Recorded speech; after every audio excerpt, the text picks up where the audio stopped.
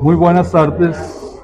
Café Besania les da la bienvenida y le da la bienvenida a nuestro escritor y periodista Juan Ramón Rojas, que nos va a hacer el honor esta tarde, Juan Ramón, de hablarnos de las cartas del boom, que ha generado una serie de controversias.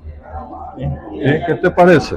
Sí, siempre estos libros son controversiales por los mismos autores, las posiciones que mantuvieron, en cierto modo, el club que formaron, las exclusiones que hubo en ese grupo de esos 4 escritores que son los más representativos del boom, que es Julio Cortázar, Carlos Fuentes, Gabriel García Márquez y Mario Vargas Llosa.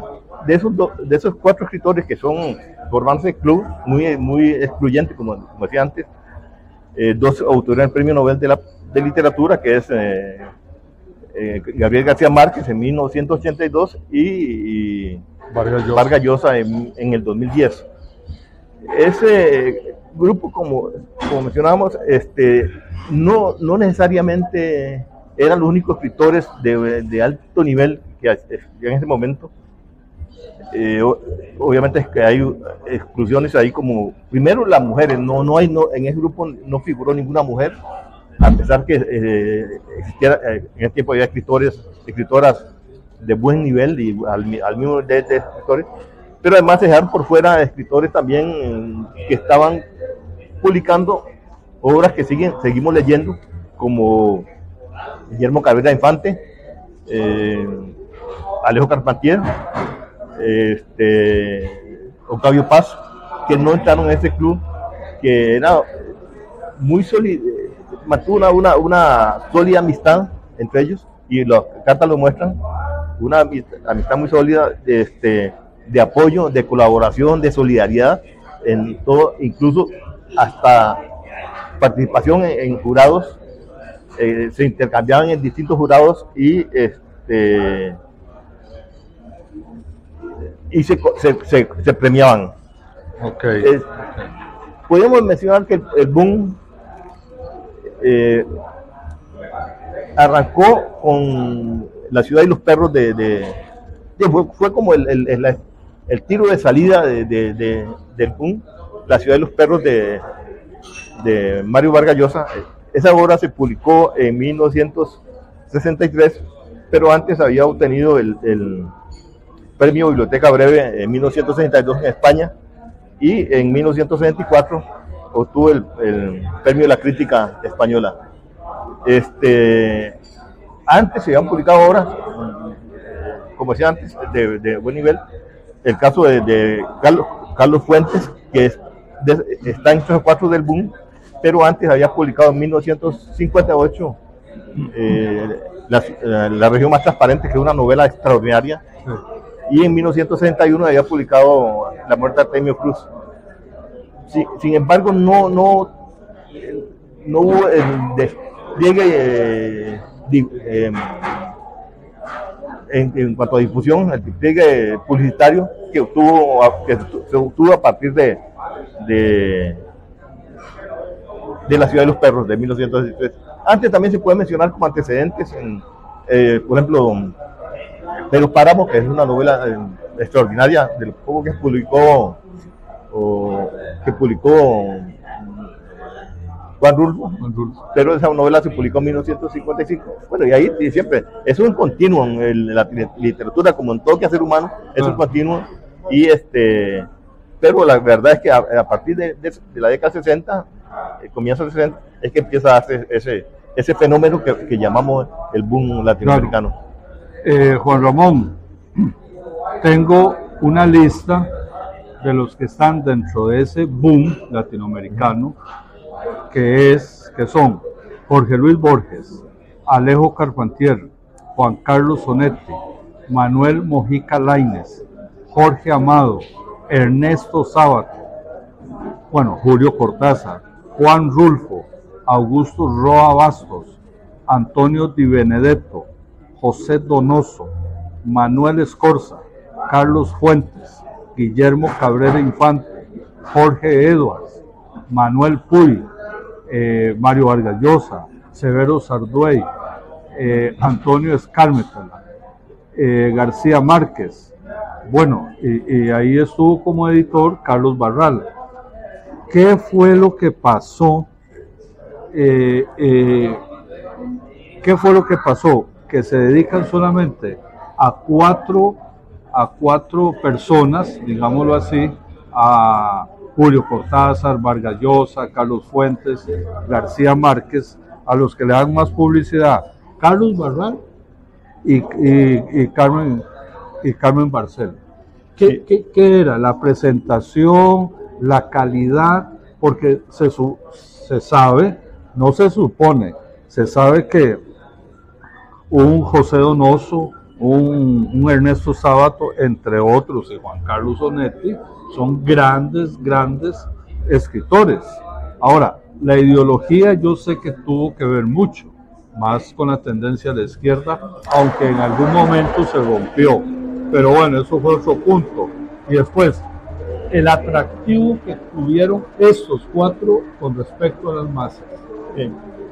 Bueno, desde eso que menciona usted, yo sacaría a Jorge Luis Borges, que es muy anterior, y el resto sí encajan dentro de ese grupo. Pero como decía antes, es un grupo, lo que llaman el boom, que se publicitó como el boom latinoamericano de la novela, fueron esos cuatro. Eso no quiere decir que, como comentamos antes, que hubiesen otros escritores de igual relieve, de igual proyección en cuanto a calidad literaria, pero ese grupo tuvo un fenómeno también publicitario. Por ejemplo, el papel que jugó Carmen Balcells, por ejemplo, que mencionaba usted, como editora, la posición que tenían internacional, y no se puede negar también que ellos, a partir de La ciudad de los perros, pusieron la literatura latinoamericana en plano mundial. Posiblemente esos otros escritores que menciona, tal vez Octavio Paz, que también obtuvo el Premio Nobel de Literatura, Alior Campatier y José Donoso, pero no, esos pueden mencionarse, pero muchos de los que usted mencionó ahí en esa lista no tuvieron la proyección publicitaria internacional que tuvieron estos cuatro. Y en estas cartas del boom, lo que se recoge es precisamente la solidaridad, que hubo entre el apoyo, la complicidad que hubo entre esos cuatro escritores, que fueron los que, al fin de cuentas, los que le dieron más la cara a esa creación literaria que se desarrolló entre 1960 y 1975. Ese periodo fue más o menos del 63, con La ciudad de los perros, hasta el 75, que fue con la publicación de la novela de el boom. Se puede ubicar en ese periodo, el 63 al 75, como decía, La ciudad de los perros de Vargas Llosa, y 75 cuando García Márquez publica El otoño del patriarca y Carlos Fuentes publica Terra Nostra. Con eso se cierra ese ciclo de unos 10 años más o menos. 12 años, 15 años, es más o menos que se desarrolla lo que propiamente se llama el boom. Esto no quita, como vos lo mencionaba muy acertadamente, que se dejó por fuera a prominentes escritores. Ahora bien, Juan Ramón, te tengo una pregunta. Vos que sos el que más le ha dedicado a esto del grupo del boom. Las mujeres, ahí estaba Elena Garro y estaban otras mujeres de suramericanas. ¿Qué pasó con eso? Bueno, por ejemplo, cuando comenzamos hablábamos de que fue un grupo muy excluyente, porque primero excluyeron escritores prominentes, varones, pero también se excluyó mujeres prominentes. Y bueno, menciona a Elena Garro. Y posiblemente muchas más escritoras que estaban surgiendo en ese tiempo no fueron incluidas en Peri Rossi, por ejemplo. Sí, porque se ha hablado de que era también un movimiento muy machista, Okay. También hay muchas aristas que convergen en eso. Primero, la publicidad que le tuvieron Carmen Balcells, que los llevaba a vivir a Barcelona, que era un centro cultural, centro editorial. Todos pasaron por Barcelona, todos vivieron en Barcelona. Bueno, Julio Cortázar vivía en París desde claro. 1951. Vargas Llosa fue a vivir a Barcelona. Quien más vivió en Barcelona fue García Márquez. Después que publicó con su super éxito 100 años de soledad en 1967, se va a vivir a Barcelona. Ahí tiene contacto con los mejores de la narrativa, de la cultura española, sobre todo catalana, con prominentes escritoras y escritores, y se queda en Barcelona hasta 1975, cuando publica El otoño y el patriarca. Ok. Mira, vuelvo otra vez. Se puede decir que en el caso de García Márquez, desde que publicó 100 años de soledad en 67, hasta El otoño y el patriarca, hay un gran vacío. Solo publican 72 un libro de cuentos, pero hay un gran vacío. Eso es lo que le llaman el post-boom. No, el post-boom viene a partir del 75. Okay. El post-boom vendría a partir de 1975. Los escritores que surgen a partir de 1975, puedo mencionar en este caso aquí a Sergio Ramírez, por ejemplo, a Ricardo Piglia, que pueden ubicarse dentro del post-boom. Yo quiero hacer un paréntesis y remarcar, Juan Ramón, de alguna manera, las mujeres de ese momento, que entiendo todo lo del machismo y toda la cosa, pero me parece que las mujeres fueron muy importantes. Clarice Lispector, Marta Traba, bueno, Elena Garro, Silvia Ocampo, hay otras mujeres ahí que no logro detallar en este momento, que me parecen muy importantes. Ahora bien, todo este boom fue una cosa al final comercial. Sí, yo he dicho, el boom fue un movimiento comercial, un movimiento literario, un movimiento publicitario, un movimiento editorial, todo eso fue, pero también fue un movimiento literario y de buena calidad de literatura. Eso no se puede negar, que bueno, de ese grupo, que el mayor era Julio Cortázar, que nació en 1914, y el menor es Mario Vargas Llosa, que el único sobreviviente, el más prolífico, que el más joven del grupo también, que nació en 1937, ahí 20 y pico de años, 30 años casi entre uno y otro. Pero también no se puede negar todo eso que decíamos, un movimiento comercial, por supuesto, editorial, donde los editoriales también hicieron un clavo de oro con la narrativa, pero también no se puede negar la calidad de esa literatura, y que no gratuitamente no hubiera alcanzado la proyección que alcanzó de proyectarse en el mundo. Esos autores, junto con otros que no están incluidos en este grupo, le dieron a América Latina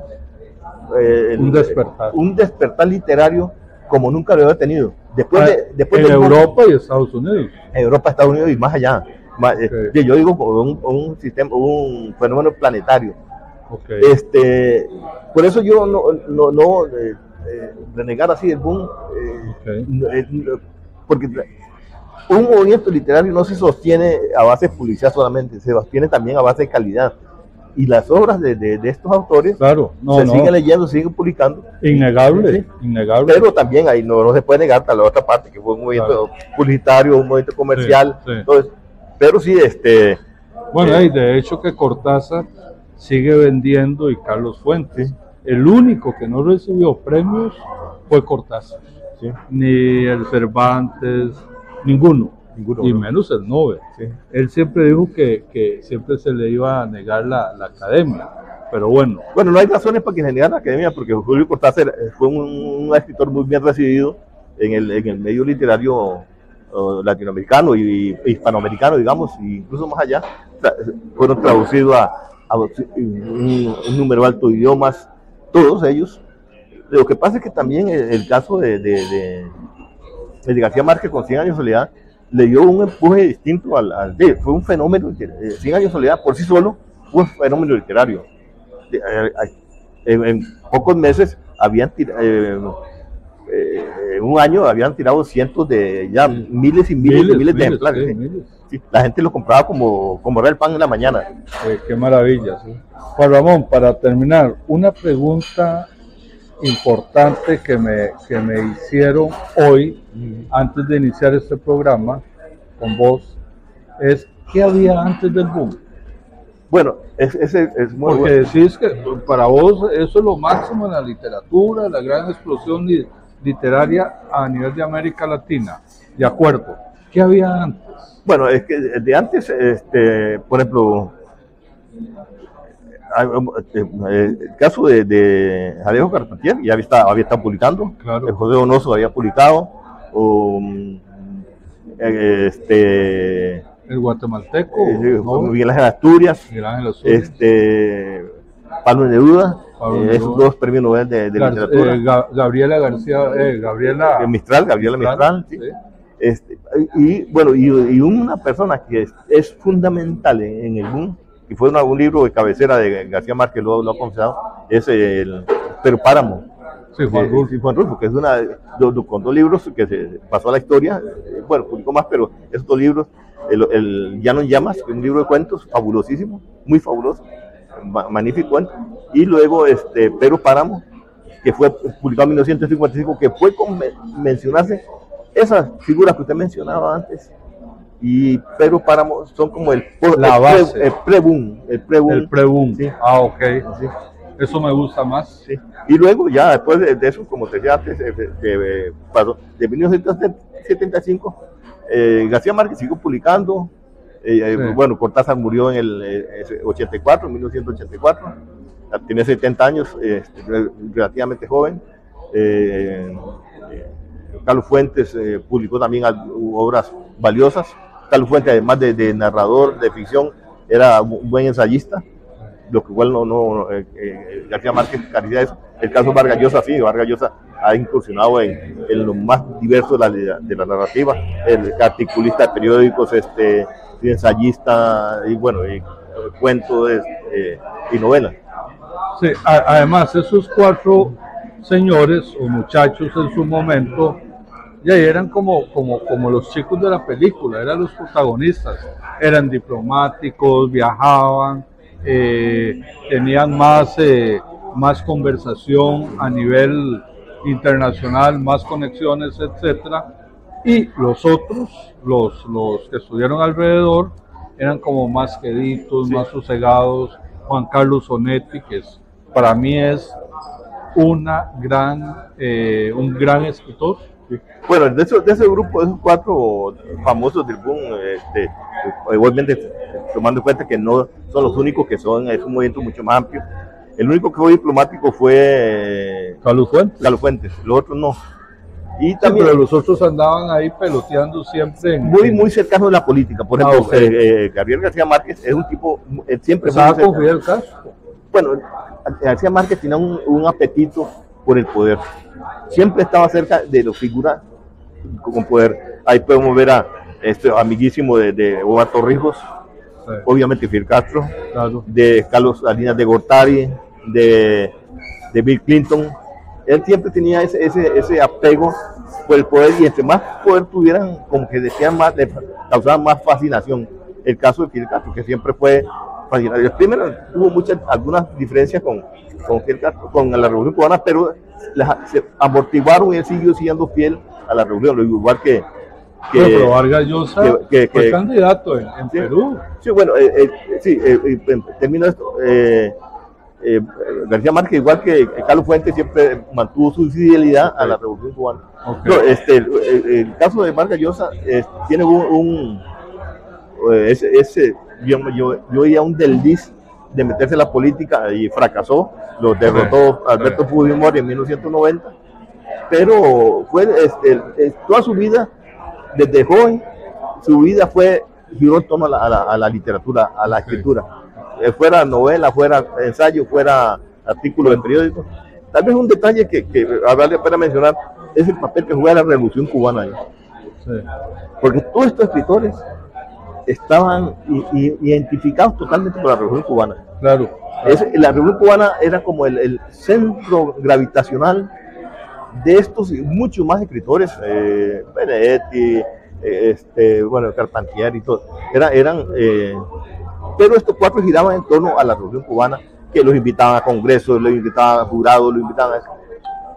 Después, cuando viene la invasión de las tropas del Pacto de Varsovia en 1968 a Checoslovaquia, que Fidel Castro apoyó, hubo cierto distanciamiento, sobre todo de Vargas Llosa y Julio Cortázar. Ahí empezó el distanciamiento de ellos. Pero el distanciamiento vino más con el caso Padilla, que fue cuando el poeta Norberto Padilla fue encarcelado, luego lo obligaron a hacer una disculpa pública, un mea culpa público.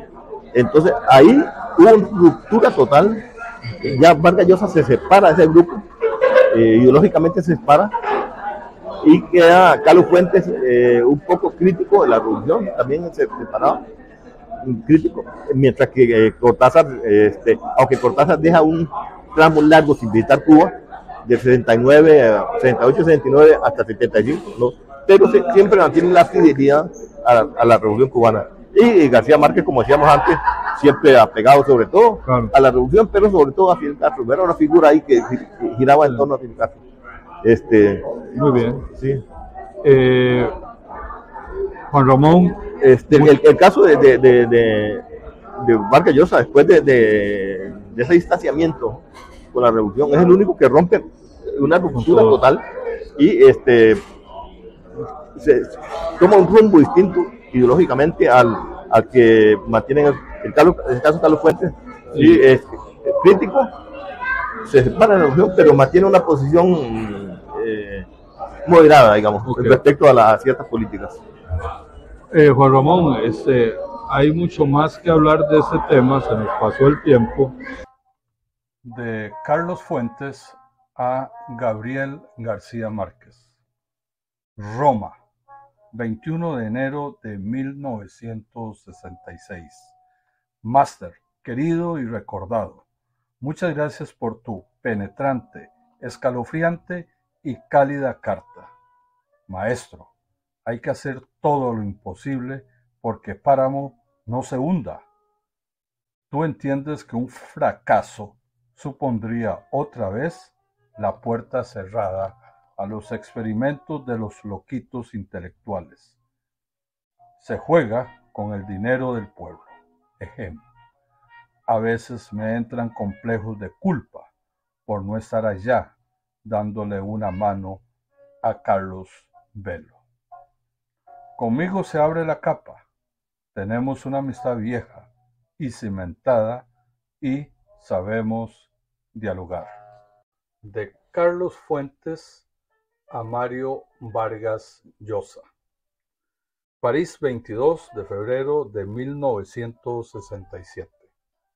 Querido Mario, mucho te agradezco tu carta del día 10, en la que tantas pruebas de generosa amistad me ofreces. A partir de aquella carta y de esta conversación, he podido hacerme una idea clara sobre los temas que nos preocupan. Quisiera ahora comunicarte alguna de mis reflexiones y decisiones. De Julio Cortázar a Carlos Fuentes. Segnón, 2 de agosto de 1966.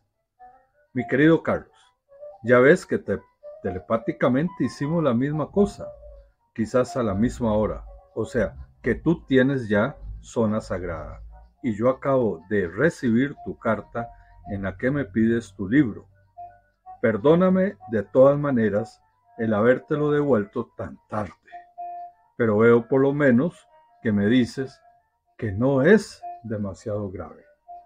Café Besania te da las gracias y damos las gracias también a nuestra catedral de la cultura del Teatro Nacional, el Café del Teatro, y a Café Besania y a nuestros fieles lectores.